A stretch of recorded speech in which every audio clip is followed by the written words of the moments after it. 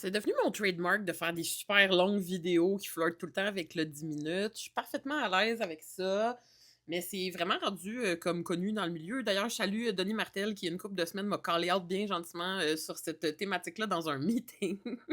Sauf que j'essaie de me forcer pour l'an 2 à essayer de produire des contenus un petit peu plus courts. De toute façon, j'ai tellement comme accumulé d'idées de sujets dans la dernière année, puis il y en a plein là-dedans qui feront pas 10 minutes.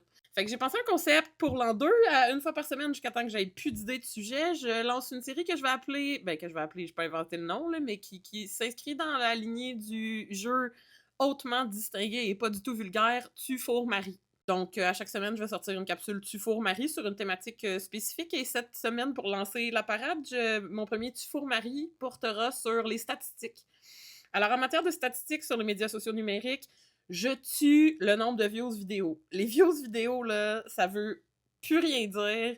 C'est des views trop courtes. Ça veut absolument pas dire que les gens ont regardé le contenu, ni qu'ils l'ont écouté, ni qu'ils ont été attentifs. Les gens qui écoutent en boucle en lavant la vaisselle, des views vidéo, là, arc, ça veut plus rien dire. Je marie le nombre de followers, parce que même si ça non plus, ça veut plus dire grand-chose, ça reste assez sexy quand même d'avoir beaucoup de followers, puis ça reste que quand même des gens qui ont choisi consciemment de poser le geste, d'aller sur votre profil, puis de vous ajouter. Fait que c'est quand même hot. Et je marie, et là, attachez votre tuque, je marie le prorata du nombre de views par rapport au nombre de followers. Je vous explique.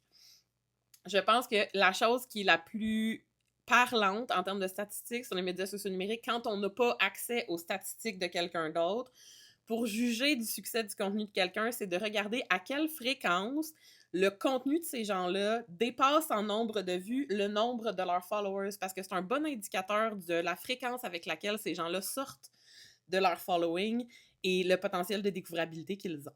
Fait que j'espère que ça vous plaît quand même comme concept. On se revoit la semaine prochaine pour un nouveau Tu fourres Marie. J'aime ça, c'est vulgaire. Bye!